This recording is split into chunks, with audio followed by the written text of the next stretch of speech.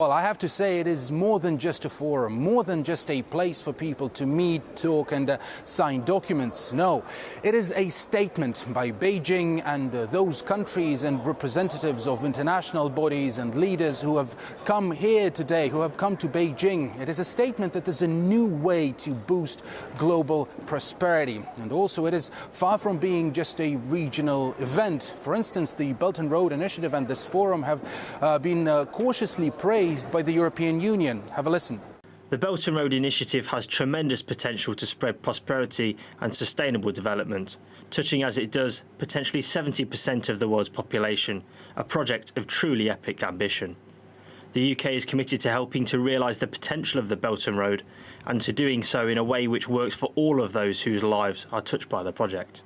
In the big EU states, we have agreed that we don't want to sign any bilateral memorandums, but together make necessary arrangements between the Greater European Economic Area and the Economic Area of Greater China. We will take this promise seriously.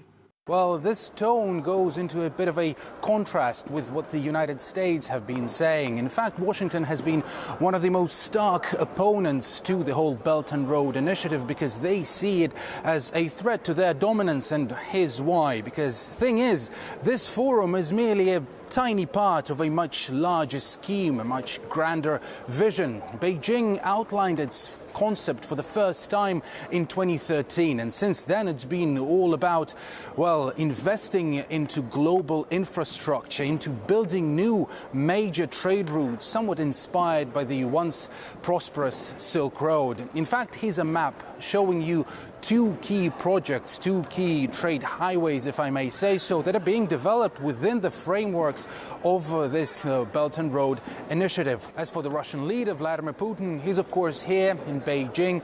And when it comes to relations between Moscow and China, well, the two haven't really pulled any compliments, I should say, when it comes to that.